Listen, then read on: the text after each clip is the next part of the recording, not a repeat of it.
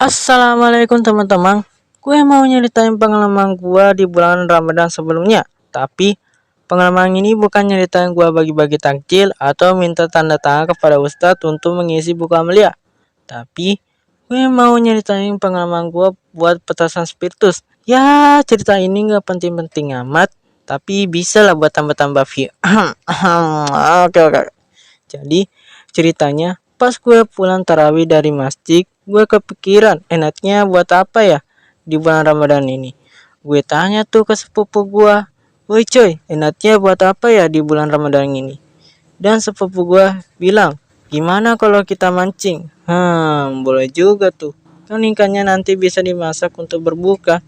Dan teman gue satunya lagi bilang, aduh gimana mau mancing, sungainya aja jauh.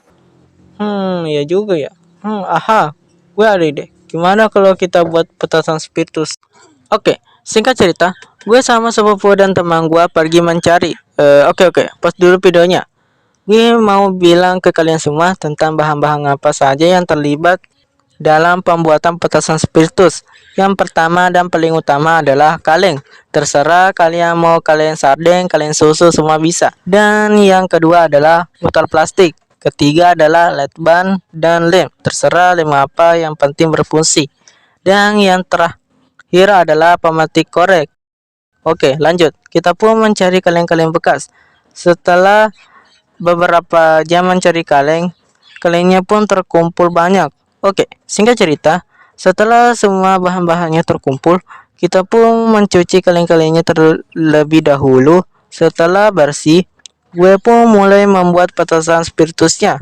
Oke, pertama-tama kalengnya gue lubangi atas bawah minimal 6 kaleng. Dan gue bikin saringannya 4.